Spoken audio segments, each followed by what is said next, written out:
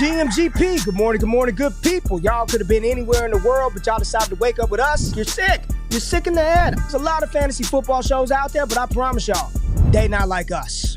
Brock Bowers, you looked a little quicker than fast. What does that even mean? Redraft, dynasty, best ball, high stakes, we got you covered. And that's MVS and Justin Watson with some of the dopest tools designed to help you cancel out the noise and dominate your leagues. If there's a white wide receiver named Antoine, sign me up. Maybe it's cultural. I don't know. In season or off season, rain, sleet, hail, and snow, comma, semicolon, period, next sentence, to bring you the most actionable and entertaining content on YouTube. You don't go buy the dip on the Titanic. Quarterback that you love, D-Bro. One of the best values in fantasy football. Prop bets with my man Jay Rich. Is that yes! Let's go! So wipe the crust out of your eye, get you a cup of coffee. It's time to wake y'all asses up with Ray and Jay in the morning.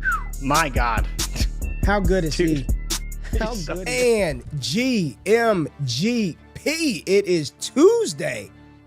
January 6th. Jay Rich is J6. It's a wild day. I thought about getting spicy on the thumbnail, Ray. I'm not gonna lie.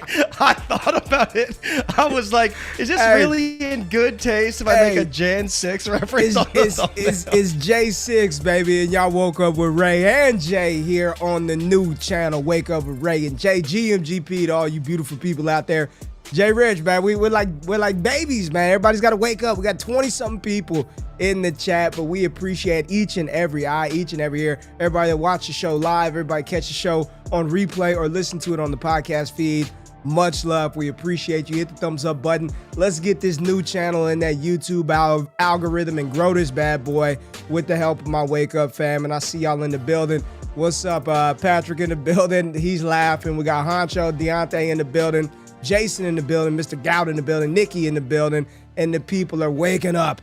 Jay Rich, back to back. This is it's the first time we've gone back to back in a long time. No Drake from my Canadian brother Jay Rich. How you doing this morning, big dog? I'm good, man. I'm good. Yeah, it's funny, haven't gone back to back shows and back to back days in like 3 years, but here we are. Specifically on Jan 6th at that. Look at us, man. You'd think we planned this, but we didn't at all. Here we are, ready to preview the AFC, talk some coaches that got fired after the show. Should be very, very fun because some guys didn't get fired, Ray. And especially, I don't know if you've seen who's been connected for some of these head coaching jobs. A lot of, I'd say, like former connections in the NFL, kind of some more nepotism leading its way into the NFL once again, as I'm sure we'll see throughout the league. But we'll see, man. We'll see. It was a good day. I see you having fun there, trying to resize some comments. Yeah. But I got happy to see the people here. I know Adam's in here. I got to reset. Right? We normally don't drop the comments whenever you're doing the intro, but we got Jeremy right here saying, damn, it is J6. There it is right there. We got it. Hunter's Green's in here. Yeah, right? Hunter's in the building. Yeah, we're in the the building, man. We got to talk about it because there were some things that happened after the show yesterday, Jay. So we will discuss that and we will talk about the AFC playoff picture.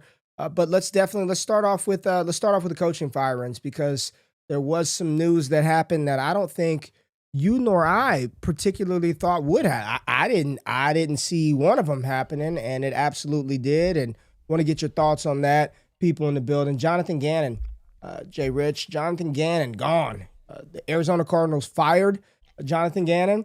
He closed the season with 9 straight losses, and this was after Jacoby Brissett took over for Kyler Murray. And a lot of people, especially in the fantasy space, they were just very excited. Jacoby Brissett, look how good he is, and Michael Wilson doing that stuff. And I'm like, dude, they haven't won a game with Jacoby Brissett. Wow, it ain't his fault. Doesn't matter, man. You're the quarterback. Somebody's got to get blamed. Somebody's fault. Head coach wasn't going to survive that thing.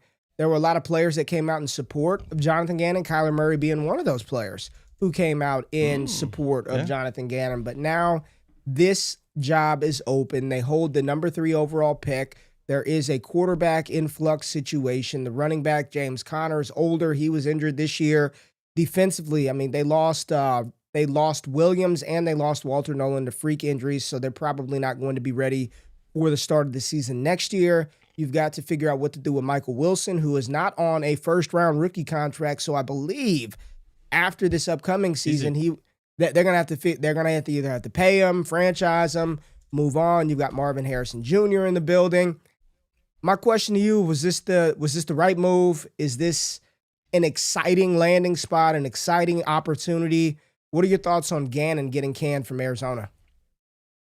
I can't say it's shocking. I mean, when you lose 9 straight games to end a season, what do you expect to happen? He hasn't been overly successful there. Early in the year, I thought he turned around the defense. They obviously regressed mightily in the second half of the season due to injuries and due to other things. But you just can't be this bad in the NFL and continue to have a job. I mean, it's not much different than Kevin Stefanski, right? Did we believe he should have been fired? Absolutely, there's reasons why he could have been fired. Is there reason to keep him as well because he's a good coach? Of course there is. And Gannon had his struggles, right? So I can't say I'm surprised, but in the same breath, much like Cleveland, it's hard to imagine a coach wanting and choosing a job like this if given all the available options, right? You have the Giants, you have the Browns, you have the Falcons, you now have the Cardinals, the Titans, and the Raiders. The Raiders have the cap space. They have the number 1 pick. Arizona, in theory, is going to move on from Kyler Murray, but if you're looking at a head coaching job in Arizona, you're also going to lose your franchise quarterback when that happens. And so, we talked about it a bit yesterday. I think if you're going to make a move as bold as getting rid of Kyler Murray, asking someone to come in and take over that job, knowing that the leash has been this thin in the past for a coach, it's very difficult, right? It's a big thing to overcome. So I'd be curious what the demand level would be. And Ray, I want your thoughts on Gannon, but I also want your thoughts on where you'd rank this job relative to other openings in the NFL right now. I was never sold on Gannon from the beginning. I just, offensively, defensively, because he was billed as a defensive guy, right? When he came over from Philadelphia, wasn't his calling card defense, and yet Arizona's defense was never really great. So you do that, and then when you were this defensive-minded coach, or that's your calling card, when that isn't proficient, and then offensively, you're deficient as well. Like, what are you doing? Right? We brought you. You're supposed to be the defensive mastermind. Defense is ass. Offensively, we're not very good. It's looked like it's been James Conner or bust for this guy. Literally, it's been James Conner. But if James Conner's out there, they play pretty well. That's not what Marvin Harrison Jr., 4th overall pick, he hasn't been able to develop. You just plop Michael Wilson in there, and he looks 10x better than Marvin Harrison Jr. ever has. He probably deserved to be fired. I didn't think Bidwell would do it. That's a cheap franchise. A lot of people know the Cardinals for being a cheap franchise. I think this was the right call. And I do think there's this idea, and I've seen a lot of people on social media say, oh, no coach would ever take this job. We got to stop that. There's only 32 of these bad boys in the world. And once you're in, you're in, right? Even coaches like Vance Joseph, who people don't think are great overall head coaches, they're going to retain jobs in the NFL, defensive coordinator roles, OC roles. Brian Daboll's looking at OC role. So yeah, somebody will absolutely jump for joy at this opportunity. They've got the number 3 overall pick. I'm not quite sure about the cap space that they have, but with Kyler, it's not going to be great, right? I don't think Kyler's going to be there, Jay. They're going to have to figure something out. Yeah, but but they'll stretch him, right? They'll stretch post June 1st, designate him to spread the cap over 2 years. But it's financially, it's a big hit to take on Kyler Murray's contract and stuff like that. So that's probably going to happen, and we'll see how they navigate it. And I think the issue too is they retain Steve Keim, who has he done a good job, right? The last few years as GM. I think I'd look at Gannon, and you look to his 3 years, right? 4-13, 8-9, and then 3-14 this year, when obviously we kind of know that things just didn't go right this year. Kyler got hurt, dealing with Jacoby Brissett, them not really wanting Kyler beyond this season. Part of it is Gannon's fault, and I totally hear you on the defense, but definitely this team has a lot of issues, and one of them has definitely been they haven't drafted overly well either.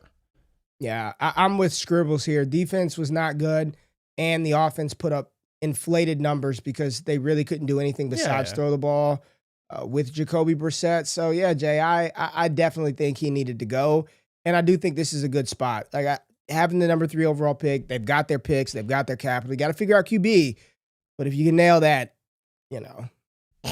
If you can nail that. If you have famous last words in the NFL. If you can nail quarterback, if you could just draft Joe Burrow, you'll be A-okay. I think the real issue with Arizona is they're in the NFC West, right? Where you've got The But that's number one probably why overall they need like seed a in full Seattle. rebuild. Yeah, they need a full rebuild. So Jonathan Gannon out of the way in Arizona, Jay. But the news did not just stop there because I recorded a mock draft video. And during the mock exercise, I paused the video and was like, let me go see if the Raiders have moved on from Pete Carroll before I make this pick. And at the time they had not. And I'm like, nope, Pete's still in the building. Well, we got news yesterday that the Raiders did in fact release Pete Carroll. They are moving on from Pete Carroll, gone. Pete Carroll out of Las Vegas. That means the OC is gone. Pete Carroll's gone. The defensive full rebuild. Y'all aren't about to F up Fernando Mendoza. Y'all are not about to mess this up.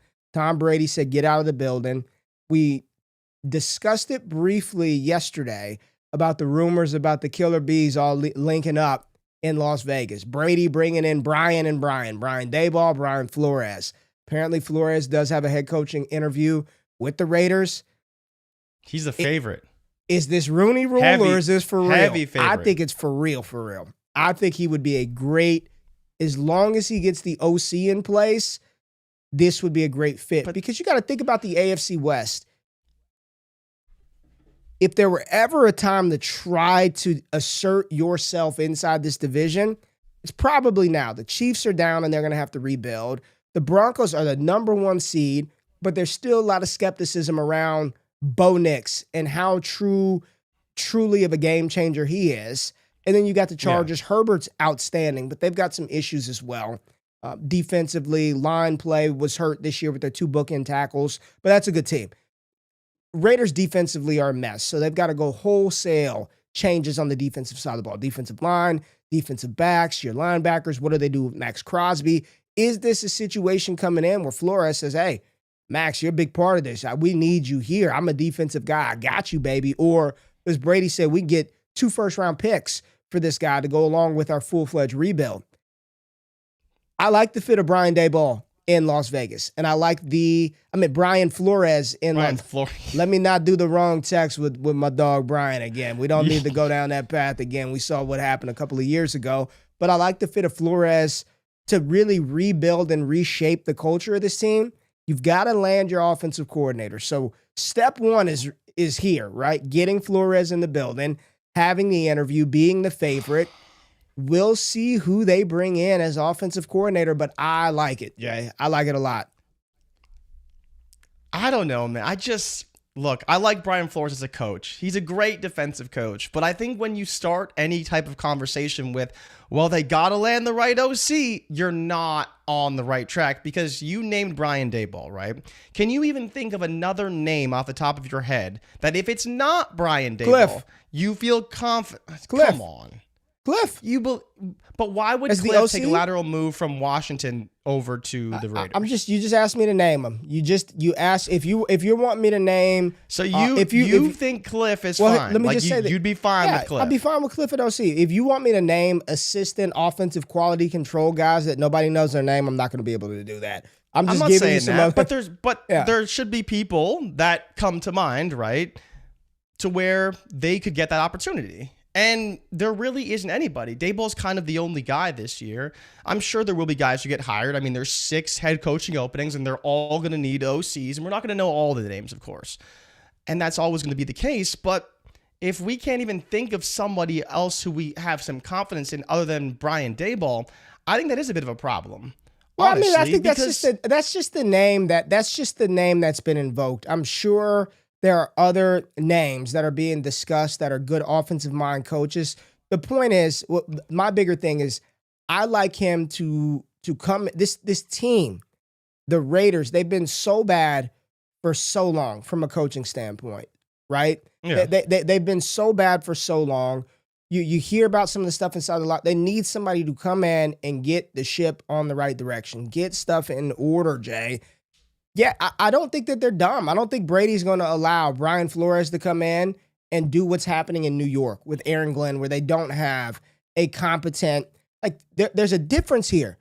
Everybody that's coming to take this job, you know what they have, man. I got a quarterback in place where I'm going to have a quarterback with Mendoza. I've got the best tight end in football in Brock Bowers. I have a running game. I'm not saying that's everything, but those are pieces to where an OC would be like, I can make something shake here. You give me Mendoza. Yeah. We've got all our draft picks, and they're not going to be pressured right away to come in and win. And Jason said it in the chat, Jay.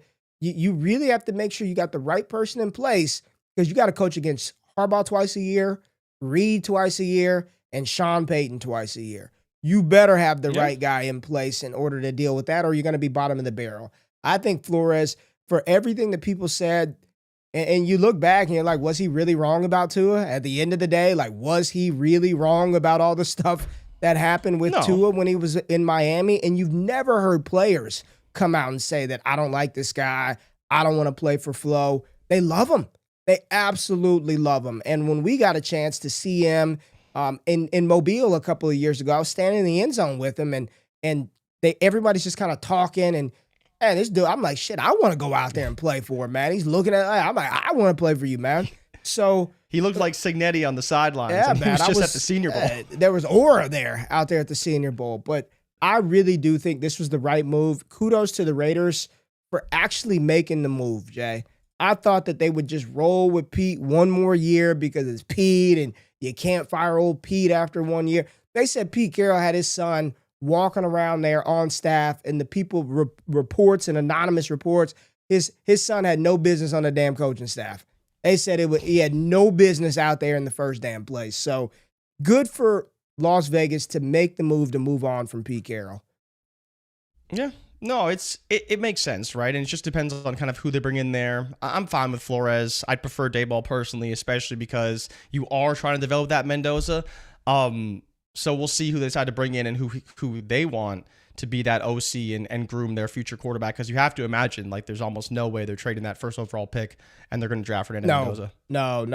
And here's the Raiders. Here's something for you, Jay Rich. The Raiders coaching history. Look at this. 2021, John Gruden resigns. 2022, Josh McDaniels hired. 2023, McDaniels out. 2024, Antonio Pierce hired. 2025, Antonio Pierce out. 2025, Pete Carroll hired. 2026, Pete Carroll ousted.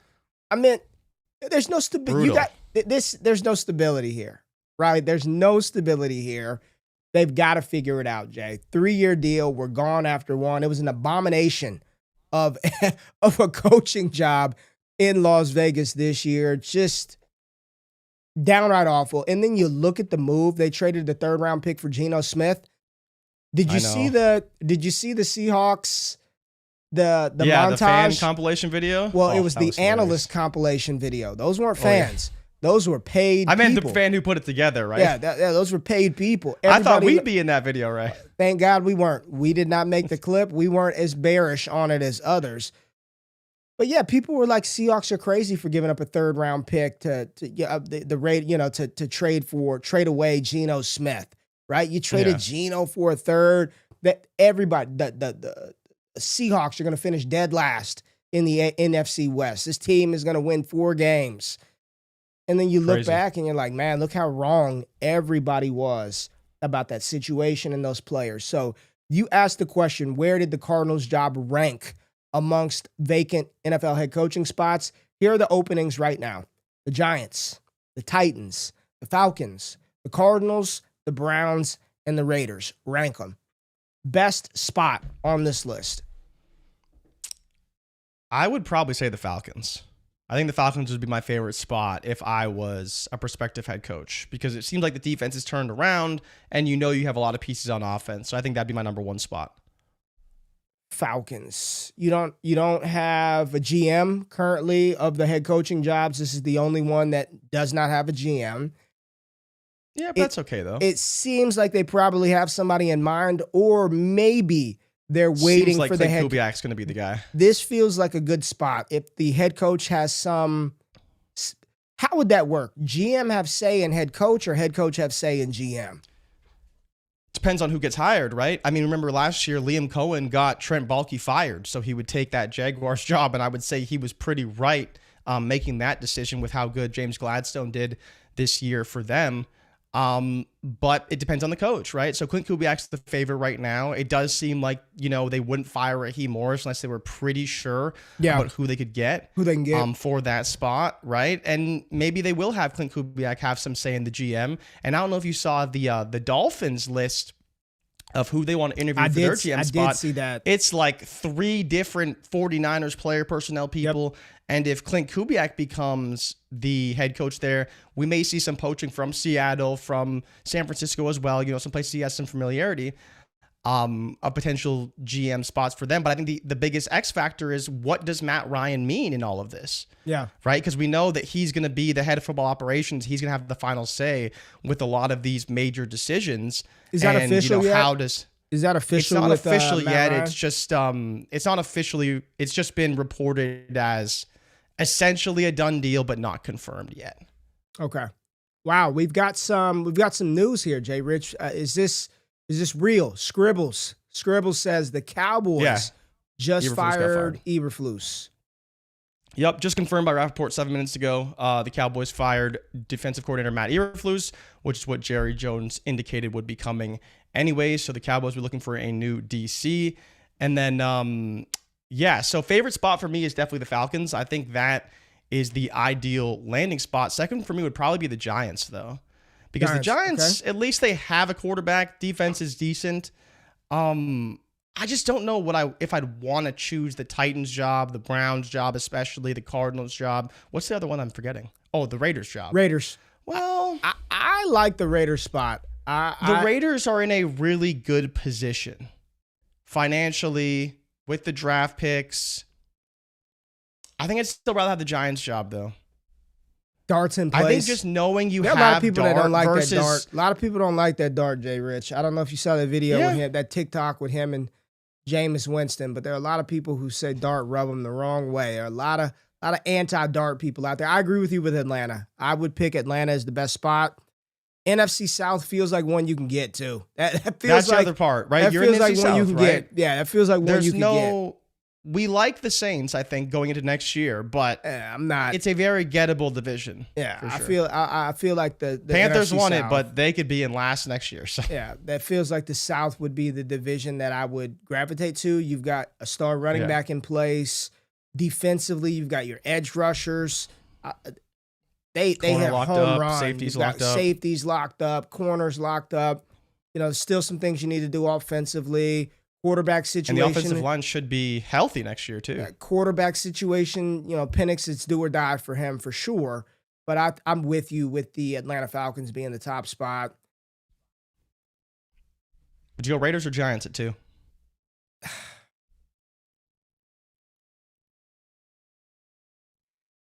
I would probably go Giants at 2. The quarterback is in place. We know he's good. Defensively, you've got Burns, you've got Abdul Carter, Dexter still there. You've got your picks. Running game with Cam Scatterboo once he's healthy. Tyrone Tracy's there. Probably the Giants at number 2. I'm with you on that. I'm not going to argue that. I do like the Raiders spot. The Browns, as far as draft capital and assets, they've got pieces, but the infrastructure, the organization, the lack of quarterback, that one seems like it would be a little bit lower down the priority list for me.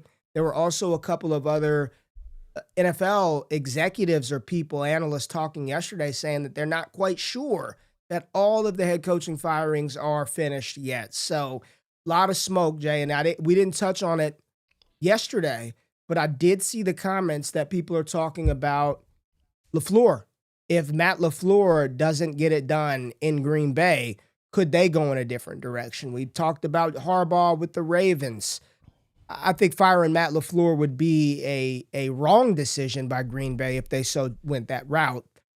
Do you think we get any more? Aaron Glenn feels like he's safe. Tanner's going to be back with Aaron Glenn. Do you really want that Dante Moore in New York with that situation? What do you think happens with Harbaugh in the Raiders? Matt LaFleur in the Green Bay Packers.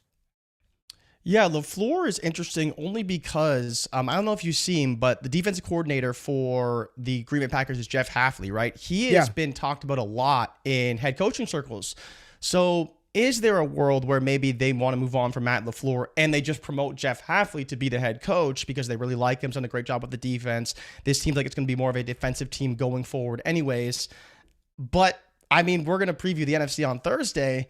I don't really know if I expect the Packers to win over the Bears, especially playing in Chicago. But LaFleur, I think, has done a pretty good job. And if you want to be critical of him and his inability to win a lot of games, I definitely understand that. They've had a bit of a raw deal. The team seems set up this year, and then Micah Parsons tears his ACL, right? So it's like things can go wrong, and the NFC was very competitive this year, especially because of how strong the NFC West was. But I think he's done a fine job. The question really is that, do you think he's done enough to where they can ascend going into next season, knowing the Lions will be on a revenge tour next year, knowing the Bears will still be very good, and especially the way the Vikings finished, Ray, they seem like they could potentially make a run as well. This is the only division where every team finished above 500, which is insane. So it's very competitive, and somehow the Packers barely squeaked into the playoffs. I'd be shocked if he got fired, but if his seat was very, very hot after an embarrassing loss to the Bears, I would not be shocked either. But yeah, and Aaron Glenn, how the hell is he not fired? He's been terrible, but maybe they just don't want to have another new head coach with a potential new quarterback on the horizon as well. But I think if you do fire your head coach, it makes sense given that they are probably very hopeful to get Dante Moore at number 2 overall. Jason said it right here, man. They traded a 3rd for Geno and a 5th for Kenny Pickett. That's what the Raiders did. Yeah. Terrible. You don't think Spytech did a good job last year? Probably not. You don't like old Spytech? I do not. Did you know he played with Tom Brady? I did not know that. He apparently played with Tom Brady at Michigan. I did not know that. That's a deep pool. Remember we talked about nepotism, right? That's a deep pool. Yeah. Well, we shall see how this shakes out. I'm trying to remember how quickly the coaching fills happen. Is it going to be until after the playoffs? Like, we're probably going to have to wait to the end of the NFL playoffs. I think it depends on how many teams get eliminated, right? Because right now, only eliminated teams and eliminated coaches can interview along with guys on buys. So technically, Kubiak could interview with with the Falcons this week. That is possible because he is on bye, and so he is able to interview this week. But if not, then you just have to wait, right? Because is there people in the Eagles organization? Is there people in, the Bills, the Jaguars? Like Joe Brady's a big one, right, that we think could get some interviews. So we'll have to wait for him and the Bills to potentially lose. Or for the bye week between the championship and the Super Bowl is obviously the other time when a lot of interviews happen for those really, really good teams. But yeah, I think it will be a bit of a process.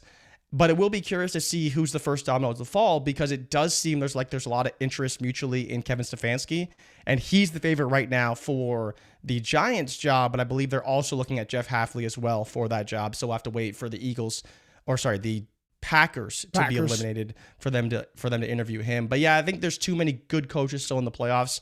We'll have to kind of wait, but it will be interesting to see if someone jumps on Kevin Stefanski, or like you talked about with the Raiders and Brian Flores.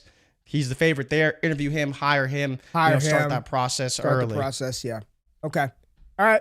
Well, let's talk through some AFC playoff stuff after the break, Jay. We've got to go through. We'll talk about the Broncos. We'll talk about the Steelers-Texans game, Patriots-Chargers, and then the Bills-Jaguars game as well. We've got the AFC today. We'll be back on Thursday and talking through the NFC and potentially whatever other coaching news and firings or hirings we get throughout the week. This is Wake Up with Ray and Jay, brand new home on the YouTube channel. We appreciate everybody being in the building. We will be right back after the break. Hit the thumbs up button, like the stream, and we'll continue this show when we're back.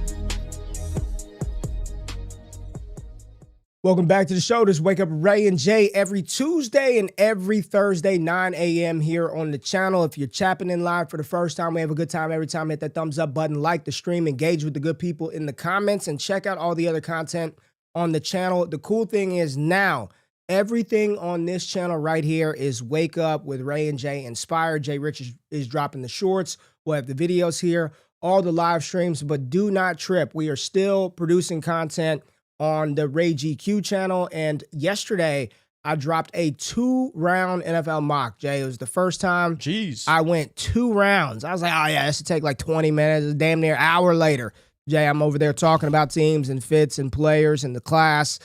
It was a good exercise, and I absolutely cooked for the New York Jets. So if you're a fan of the Jets, yeah, your draft class was solid. I also mocked Trinidad Chambliss, Jay Rich, round 1 in this mock, and then he posted on X like 5 hours later, like, I want to come back to Ole Miss. I'm not leaving. Yeah, I'm not leaving. But we don't know right now if he's actually been granted another year of eligibility. Kewan Lacey, star running back out of Ole Miss as well, will be one of the top running backs in the 2027 draft. He also announced that he's coming back. So it seems like Ole Miss, if they get their quarterback back, everybody's going to be running it back at Ole Miss, Jay Rich. So check out the content on that channel. 2-round mock draft. You can check it out on the podcast feed. All of my content, Let's Talk Ball. You got to go subscribe to that channel. The only thing that comes to the podcast feed on the Wake Up feed is Wake Up induced content. Then we've got DDFFB, but make sure you subscribe to Let's Talk Ball by Ray GQ, Spotify, Apple. That's where you can find it. Link will be in the description whenever YouTube lets us put links in the description. I don't know if that's up yet or not, Jay Rich, but brand new channel here. They're treating us like kids. So we appreciate the support. Thank you for tapping in. Jay, let's talk through the AFC playoff picture. The Denver Broncos are the number 1 seed here in the playoffs. Let's start with your Patriots Chargers. Patriots are the number 2 seed. Ooh. Chargers number 7 seed. Jay Rich, I think this is the 3.5-point spread. This is Sunday the biggest, night. The biggest spread on the slate. It's not large overall, right? But 3.5 points. That's the biggest spread. Houston's favored by 3. Drake May, we'll see if he ends up winning NFL MVP. I saw a lot of conversation about that yesterday, saying he should be, but it feels like they're going to give the Lifetime Achievement Award to Matthew Stafford. And the number, what seed are the Rams? The 5 seed Rams. I still don't know how I feel about it, man. It doesn't feel good, right? It doesn't feel like it should be right, but it also didn't feel right that Lamar lost it last year when he had probably one of the most insane quarterback seasons in. Where was Buffalo last year? Were they the 1 seed? Buffalo wasn't the 1 seed, were they? No, Buffalo was the 1. KC was the 1 seed. I think they were 2 and 3 respectively. Yeah. They must have been. It feels a little weird having. I know the 46 touchdowns. I'm not going to argue that, but neither here nor there. Number 2 seed Patriots versus this Chargers team. The Chargers rested all their starters last week. No Herbert, trying to get him healthy, make sure he's good. No Marion Hampton. We're not going to bang up our running back. Vidal's neck's banged up. We're not going to do anything with those guys. You've got an offense that's high flying. You got a defense that's opportunistic versus the most efficient quarterback in the NFL this year, second-year starter, Drake May. Their running game with Henderson and Ramondre Stevenson. We know defensively, the passing defense of the Patriots, thumbs up, right, Jay Rich? Christian Gonzalez, those guys on the back end, they're pretty good. The run defense for New England, you can be got. Hopefully better, though. Hopefully better. We got Mel Williams back. I was going to say, they can be susceptible to the run. Now you're going up against the Chargers. I don't think this will be an easy game for your boys, Jay Rich. No, I do not think this is going to be an easy game for your boys. There has been a lot of criticism around Drake May and the New England Patriots for not playing a tough schedule this year. A lot of people, you can only play who you play. So I'm not gonna dog them out for that. They didn't set the damn schedule. The NFL picked it. Where you at with this one? Drake May, 4,300 yards this year. Hendo, the leading rusher. You've got Diggs over 1,000 yards. Defensively, again, this Chargers team is no pushover. Where are you at in this one, man? I mean, I'm definitely concerned, right? Like, I still believe that this Chargers defense is very good. And that's the one issue I have with this game is that, I was at the game they played against Buffalo, and Buffalo's defense isn't great, but in the second half, they played maybe their best half of football they've played all season. And I think the Chargers can play significantly better than that. Now, I'm encouraged because I do think the best way to beat them is actually on the ground. And the way we've been running the football lately, Will Campbell coming back last week. Yeah, it's the Dolphins. Yeah, it's the Jets. But they've been running the football extremely well all year long. You go back to, ever since Hendo kind of broke out at Tampa Bay, he's been the leading rusher for this team. And, you asked me week 4, week 5, that Henderson would lead the team in rushing. I'd say you're absolutely crazy. It's going to be Ramondre Stevenson. But they've created this very formidable duo that's tough to stop because they are great through the air, and obviously they're great on the ground as well.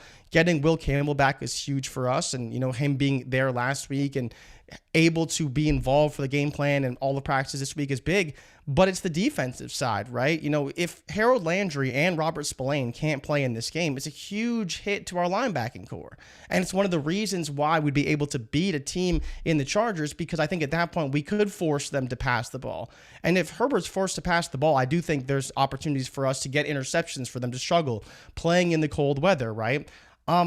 I do have some concerns about this Chargers team traveling outside into the cold, because I don't think they're going to play very well in that environment, but we still need Drake May to show up. So I definitely have my concerns. I think ultimately the Pats will overcome the Chargers and win the game, but I don't think it's going to be easy. And it really just depends on how dominant that running game can be and whether or not we can stop the run, because I think that's going to be the two keys. And it sounds simple, but I really think that's what this game's going to come down to. I think May will play well. I think Herbert will play well. And I don't think our pass rush is going to drastically ruin Herbert's day the way it would if they was playing against Houston, playing against, a much better pass rush. Well, this Chargers O-line is still a wreck. The Chargers offensive line is still a mess. The weather, I'm looking at the forecast right now, it doesn't look like it's really going to be a factor. 41, that's great football weather. If it's in the 40s, that's fine. I don't think the Chargers will have any problem with the weather. The big issue is, can they protect up front? And the last real game that we saw the Chargers in, they got sacked, 5 times versus the Houston Texans? The Texans got busy with them. The thing is, the defense is good. After giving up, I think, that bomb to Jaden Higgins, the defense was pretty much shut down in that game, and that pass happened on the first drive for the Houston Texans. These West Coast teams having to travel, there's time zone differences, there's all that stuff, schedule, routine. Defensively, the Chargers are good. I don't give it. You keep talking about the offensive line all you want.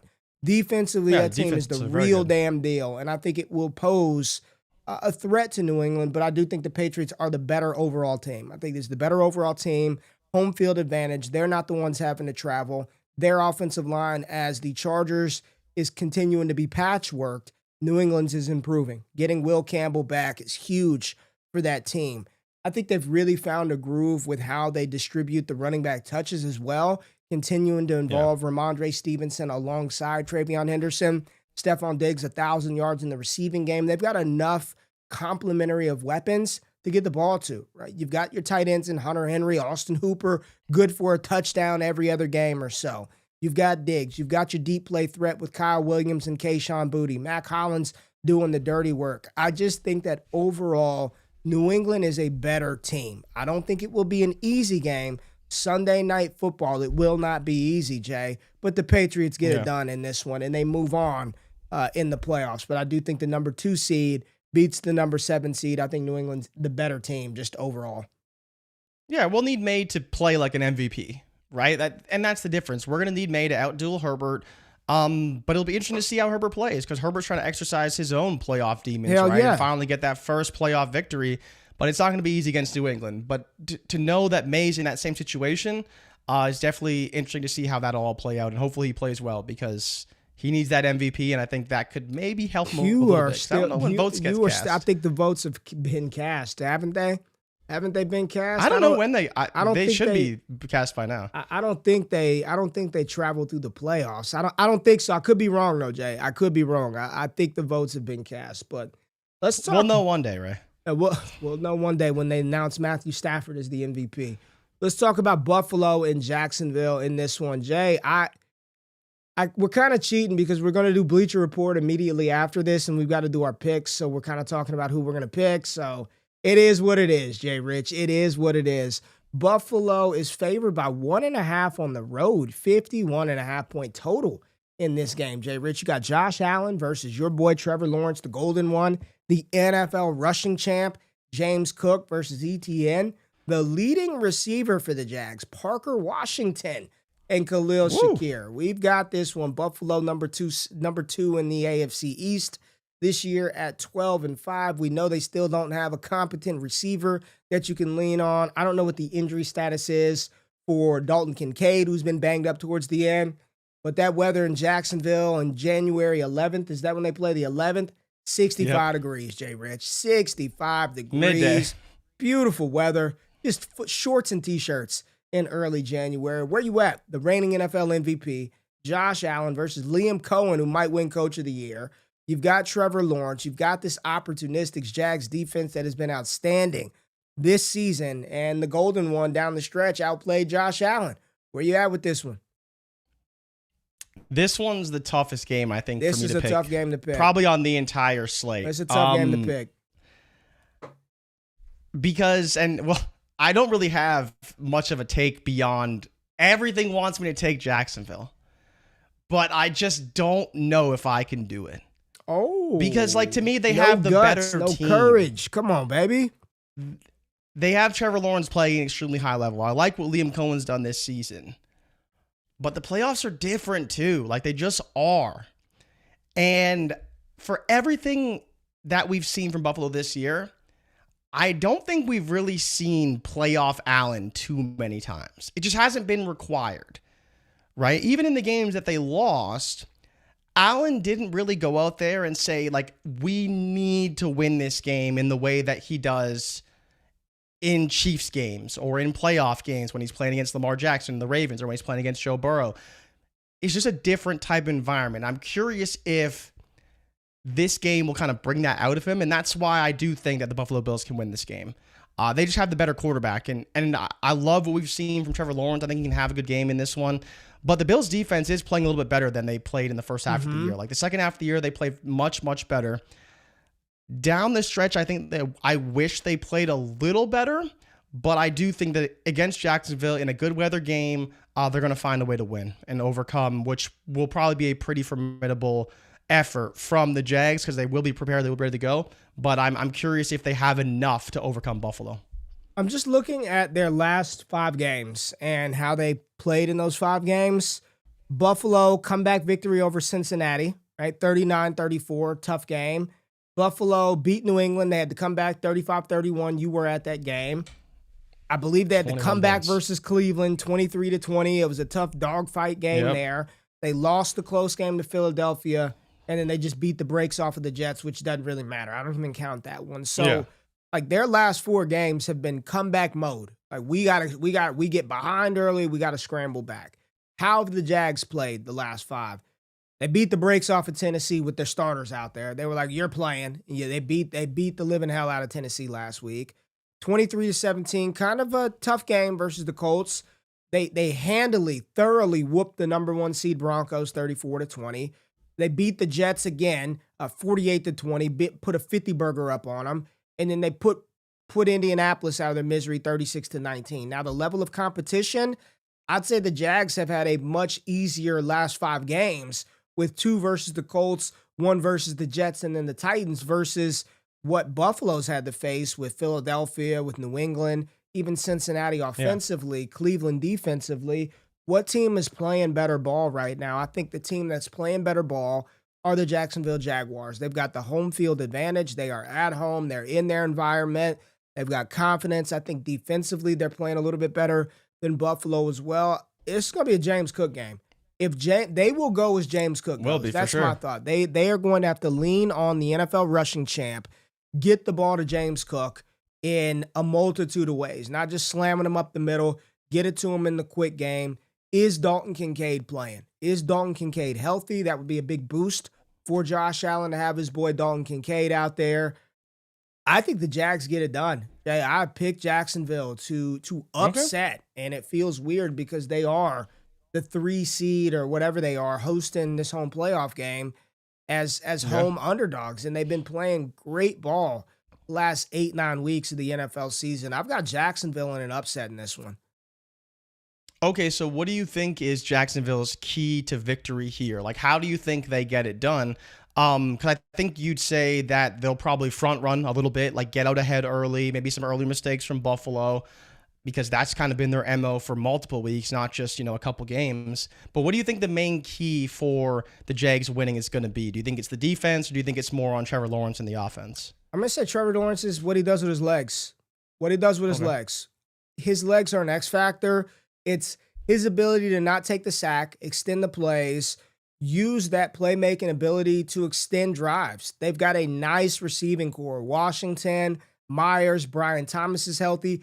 Brenton Strange, I don't know if you looked last game, he got it going. Having him back at the tight end spot makes things for Trevor Lawrence easier. I think it's going to be his legs. I think the two X factors for this game, Lawrence's ability to move the ball, pick up third downs, avoid the sacks with his legs, obviously turnovers, right? And then on Buffalo's side of the ball, you said it a few weeks ago. It's James Cook. They go as Cook goes. When they commit to the run and they feed their running back and they get that going, it opens up the play action game. It keeps defenses honest. And then when you've got the playmaker that is Josh Allen, that just makes things easier for your offense. I think the key for Jacksonville will be Trevor Lawrence, the use of his legs. He's been excellent on the ground when he decides to run the ball, whether it's a design run or the play breaks down and he's got to scramble. T-Law's going to have to use his legs to win this game. I think Jacksonville gets it done. I love the momentum and the way they're playing now. This is a huge test. But T-Law's kind of been in this mode before. He's been in the early playoffs against heavy hitters, right? Yeah, so, was it a 27-point comeback against the Chargers? Against the Chargers. Crazy high. Yeah, crazy. Yeah. And you can never count him out. When his back's against the wall, I love what Cohen is doing. Defensively, this team is really good, and they're strong against the thing that Buffalo wants to do, which is run the ball. They've got a strong rushing defense, one of the best in the NFL. I think that's what the key to this one is going to be. Yeah, it'll be a really, really good game.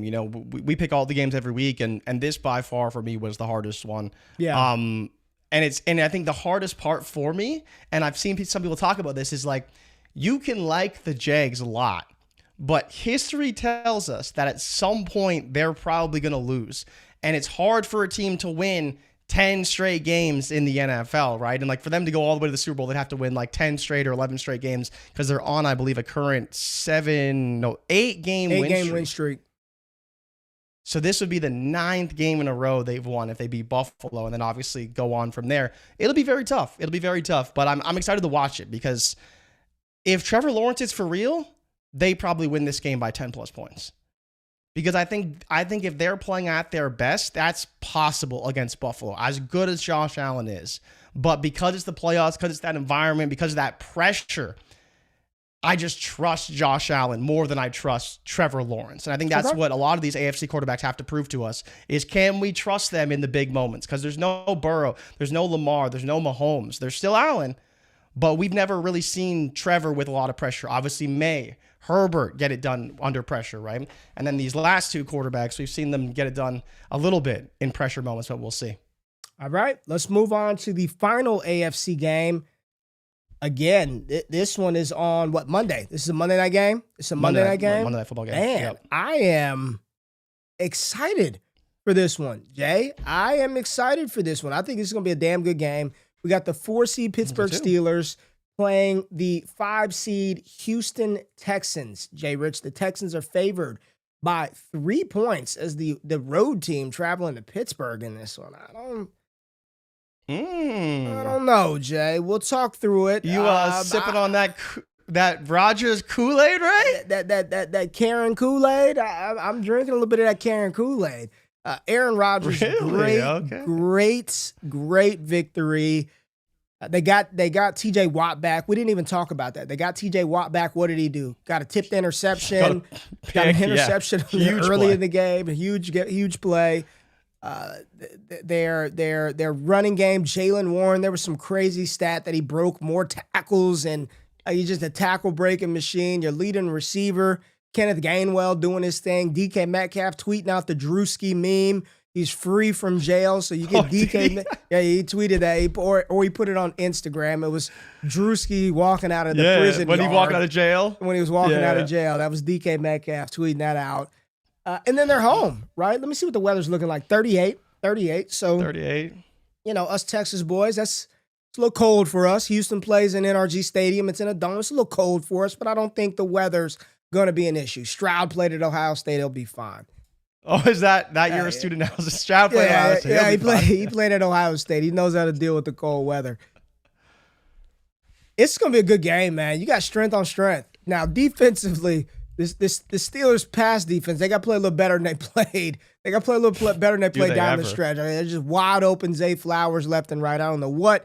I guess they were worried about Lamar running, so you don't have to worry about that with Aaron Rodgers too much in this one. But, man, just, Jay, 39.5 points total in this one. 39.5 points. So they're not Vegas ain't predicting a shootout here. They are not predicting a shootout.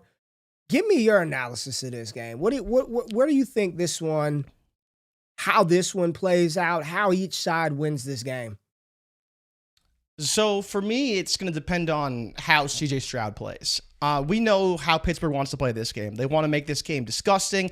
They want it to be slow. They want to run the ball. They want it to be a quick game. They do not want Houston to be able to have the ball in long stretches or develop drives over the long haul in their stadium. And I think the big thing for me is, like, do I trust CJ Stroud and this offense to move the ball consistently against the Steelers defense? And I think the answer is no. And it's not because they don't have playmakers, but when you watch the way they play against Lamar Jackson, it's a very specific game plan. When you don't have to account for CJ Stroud running as much, and we know in the playoffs he will run a little bit, it's just a very different way that you play defense. And I think because of how strong their defensive line is, they're going to be able to drop, 6 or 7 in coverage every single play. And if they do that, they should find success against the pass. And it's just, they're going to be, can they do enough to stop the run? And I think they can. I think this game's going to be very, very low scoring. Ray, I mean, we should be doing some kicker analysis here, because it may come down to the kickers once again between Chris Boswell and whoever they have in Houston. I don't know. Is it Fairbairn they have? Yeah, Fairbairn. Okay, so he's a decent kicker. But I do think that Pittsburgh's going to have every opportunity to win this game. Houston, I just don't trust them. I don't trust their offense. I haven't trusted them all season. And especially I don't trust them in the cold. I just don't think that they are going to steamroll this team. Now, on defense, that's another conversation. How much are they really going to allow from Pittsburgh? Can Pittsburgh even move the ball? Do we see a San Francisco versus Seattle situation with the Pittsburgh Steelers? Because sure, they're getting DK Metcalf back, but this offense is still really bad and playing against arguably the best defense in the NFL. So I have my concerns about them moving the football as well. But from what we saw from Rodgers, Ray, you should believe that there's every chance that when the game's on the line, he can win it for them. And that, for me, is the difference, is that if I'm saying this game's going to be gross, defensive slugfest, nobody can move the ball, give me the one guy I think can take it home at the end of the game. Too much drama. Too much drama, right? But that's what this game's going to be. Too much drama. Nobody can move the ball. Can they even get a first down? This Texans D-line, the Steelers aren't going to be able to do it. Riley Leonard looked like a goddamn Hall of Famer for the first half against this vaunted and highly discussed and talked about first-team Texans defense. He had 2 touchdown passes. He was shredding them. And you could say, oh, they didn't want to play all they want. Well, go back. The Raiders, there's no way that Kenny Pickett and the Raiders are going to be able to move the ball against the Texans. They did. The Chargers, yes, this defense is good. Yes, Will Anderson and Daniil Hunter will get home. Azeez Al-Shire is a great linebacker, Pro Bowl linebacker this year. Derek Stingley and Jalen Petrie, Kamari Lassiter, they're fantastic on the back end. They'll be able to move the ball. This isn't the 85 Bears. I think you're excusing the gamesmanship of it all. Every time we do this kind of stuff, I've been right this year. Every time you try to tell me I'm doing this and I'm doing that, I'm not doing. You're being. Way too It's way too hyperbolic to be like they're not going to be able to move the ball. Stop. Yes, they will. Okay, but that's fine. But I need you to stop. Okay, they can move the ball. Congratulations. But what does that mean points wise? What is your score prediction then? Get the fuck out of here, man. I'm not some soothsayer. We haven't done score predictions for any show. I tell you they're going to struggle to move the ball, and you're like, well, that's not going to happen. What does that mean? Well, listen. What I'm saying is The game's not going to be 0-0. Both teams will be able to move the ball. I don't think that this Houston defense is going to just shut down Pittsburgh and they can't do anything. I didn't say Pittsburgh was going to win. We haven't gotten to a prediction. All I'm saying is this idea that this defense is going to make the Pittsburgh Steelers offense irrelevant and Aaron Rodgers won't be able to do anything is not true. What they scored, did I say they're going to score 100 points? No. Did I say they're going to put up 30 points? No. What I'm saying is both teams will find success. Who's going to win the game? Your guess is as good as mine, and half the time it's more wrong than mine. I don't know, Jay. Yes, the defense is good, but I do believe that both teams will be able to execute offensively. Who makes the mistake? Where's the turnover? CJ Stroud's turned the ball over of late. Is he going to stop throwing the ball to the other team, right? So it doesn't mean that I'm saying Warren and them are going to go out there and have 250 yards on the ground, but no, I don't think that this Steelers defense is going to render Pittsburgh's offense irrelevant in the game. You want me to give you a score? I don't know what the score is. A 39.5 point total. So obviously Vegas isn't projecting this game to be a huge scoring 51 point game like Buffalo and Jacksonville. I think it's going to be a dogfight in this one. I think it will be a dogfight by both teams. The good thing is Pittsburgh doesn't really have an identity. What is their identity? Is it run the ball? Do they just kind of do what they need to do to get the ball down the field? Gainwell, some Jalen Warren, you get DK Metcalf back. I think this is a good game. And this is a home team. I don't care how you slice it. Home teams, it's an advantage playing at the crib, being at your spot. There is some advantage to that. It's a big advantage. We know that playing in Pittsburgh is a huge advantage. They've played better at home the entire season. You know, early in the year, I was telling you how much better I thought Pittsburgh played at home, and then what happened? Buffalo destroyed them at home, and all of a sudden I had to rethink all of my predictions. But that's where, you know, I think there is something to what we saw from Pittsburgh last week, and at this point, I'm like, you know what? Like, to heck with the Arthur Smith of it all. This is Aaron Rodgers' team, and we saw that when the moment got big enough, he said, it's my time to shine. Yeah. Right? And in the same way we talk about Tom Brady and his offense, it's not, we don't care who the OC is. When the game is on the line, he's relying on himself. What did you text? Ability and what did you text us in the chat when it was 2 minutes and 20 seconds left? What did you say? You said time for him to turn the headset off. Clock back. Turn the headset off. Oh yeah, I said time to turn it off. Turn the headset off and call your own plays. Go get it. Whatever needs to be done, do what you need to do, Aaron. Go get it. And I think that's what we may see more of that once again. And it's, again, do you trust Stroud to do the same? Because Stroud probably could do the same. I like Stroud a lot, but it's very different when you have Aaron Rodgers doing the CJ Stroud doing it. I am curious if the Pittsburgh defense can show up in this one because they're going to have to for sure. And I do think it's going to be a low-scoring game, probably going under. I'd probably have it, honestly, at like 16-13. Like, I think it's going to be a very low-scoring game. Low like that. I'm not expecting a lot of touchdowns. I think to your point, right, and where I will give you some credit, they will be able to move the ball. But I think when you get towards, the 30-yard line, especially the red zone, when things get tight, it's going to be very difficult for both these teams to convert. Yeah, I agree with that. Because they're not going to be able to throw the ball into the end zone as easily, especially with what I expect will be it'll depend on the weather in terms of the wind, but I wouldn't be surprised if it was windy as well, right? Like playing in Pittsburgh, you get the swirling winds and things of that nature. It will be very difficult. It will probably be closer to a field goal fest, though, as far as scoring is concerned.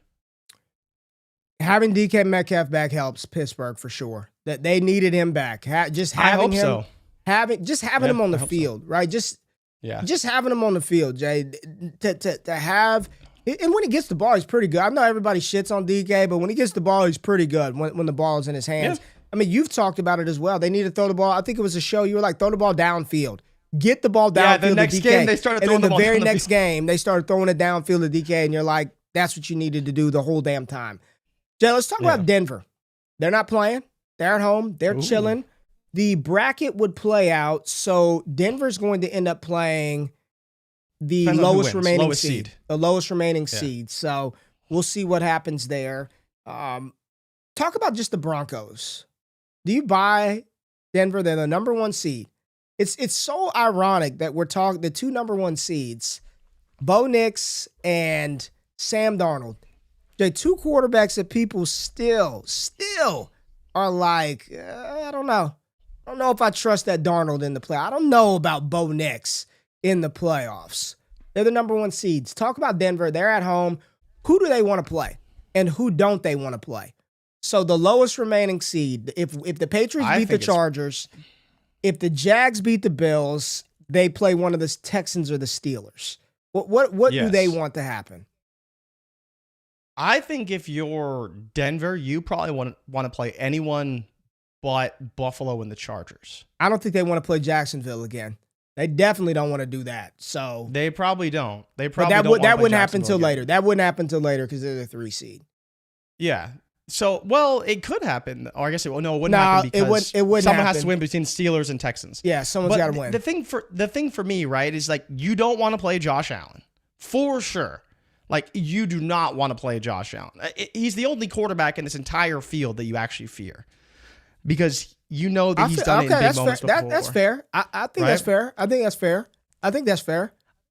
I think the Chargers is interesting because they rested all their starters last week, right? Over the hope that they would beat the Patriots and go back to Denver next week to play Denver in the second round of the playoffs. So you lost to them already when they played all their starters and they had everyone available. And then they didn't play anybody when they played you the second time. So it's like, well, should you fear this team, even though they're very banged up and there's a lot going on for them? But if I'm the Broncos, man, the biggest number 1 question is, and it's the same on Seattle's side, it's Bo Nix. It's can Bo Nix take us as far as we need to go, and that's the Super Bowl? Because there's no excuses for either of these teams. You're playing at home. You have, the Broncos defense has been so-so the last few weeks. Honestly, for a large part of the season. It hasn't been as good as we hoped.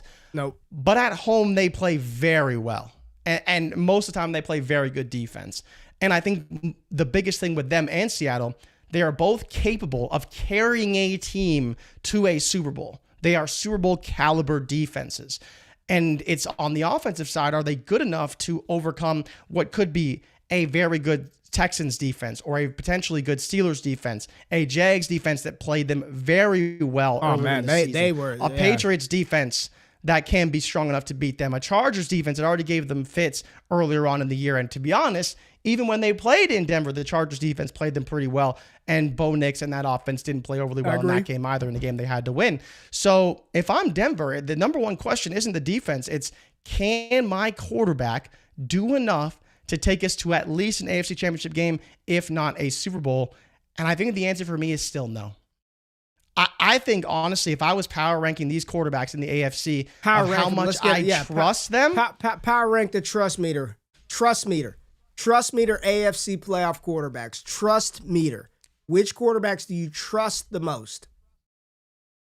Josh Allen is number 1. Okay. I think Drake May is number 2. I agree with you. I would probably have Rodgers at 3. Wow. Okay. Lawrence at 4. Okay. Stroud at 5. Herbert at 6. And Nix at 7. Wow. Number 1 seed Bo Nix at 7. Mr. Fourth Quarter himself at 7. I think I'd have Bo Nix at 7. Do you have any large rebuttals here? Allen, May, Rodgers, Lawrence, Stroud, Herbert, Nix was my 7. Allen 1. May 2.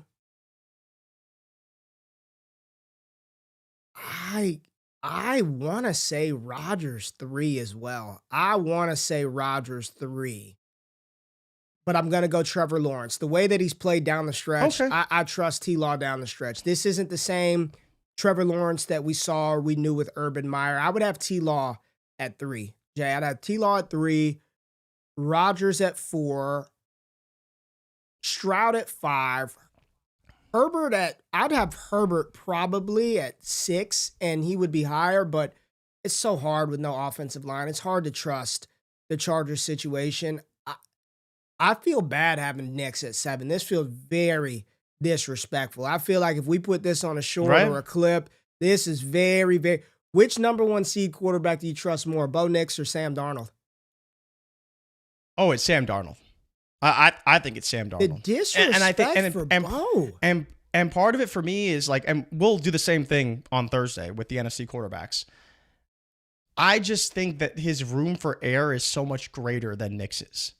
Like, I think if Nick makes a couple mistakes, they lose the game pretty easily, right? Because if their defense isn't like really good, like at top level, in my soul, this feels wrong. Adam said Trevor could be 1 or 7. He said T-Law's trust meter could be 1 or 7. Like I could have Stroud at 7, but I could have had Stroud at 7. I could have had Herbert at 7.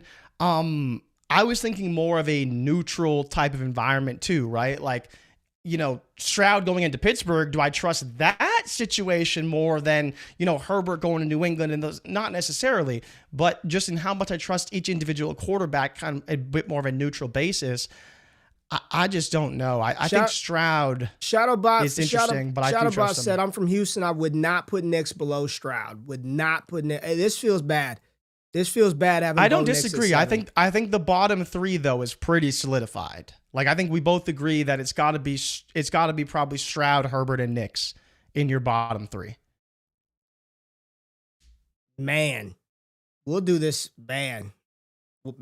And you say Darnold over Knicks. You trust Darnold more than Knicks. Sam Darnold. I think so. I think I do. Yeah. I don't think you do. I don't think you do, Jay. I think I do. I don't think you do. Wow. Okay. The problem for me is that you look at Seattle and like Darnold can overcome a mistake. We haven't really seen Knicks make a lot of mistakes. And if he does make mistakes, they probably lose the game. If Darnold throws 2 picks, I still believe they can win a football game. Whew. Yeah, and you see Jimbo said this is Keegan's T-Law. We haven't seen Keegan, still on that old channel waiting for us to come back. Keegan, you got to get over here to the new stuff, man. Interesting stuff, Jay. We will talk through the NFC on Thursday. So remember the content schedule update. No show on Wednesday. We will be back on Thursday. And then next week, we're full slate. Tuesday, Thursday throughout the offseason. And then any other content that we drop here on the channel. All right, Jay Rich, hit the music. Get us out of here. I found the outro. So I gotta kind of jig this up to do it the right way. Everybody go check out the mock draft on the channel too, right, Jay? Hit that real quick. Yes, everyone go check out Ray's new mock draft, 2-round mock draft that he set up for the people because he really wanted the Jets to look good. He got Casey Concepcion, he got Anthony Hill, he got Dante Moore, then the guy out of Tennessee that I forget his name. But McCoy. Shout out to you, Ray G, for doing a great job on the mock drafts for the people. But thank you everybody for tuning in. Make sure you like and subscribe and leave us a comment about our rankings from the quarterbacks in the AFC. And of course, we'll do the same for the NFC come Thursday. But enjoy the next couple of days without us, and make sure you check out our predictions over on Bleacher Report once they drop in the app. We will see you guys on Thursday. Like, subscribe, and drop us a comment. From Ray G, I am Jay Rich, and we'll see you guys on Thursday. Peace. Peace.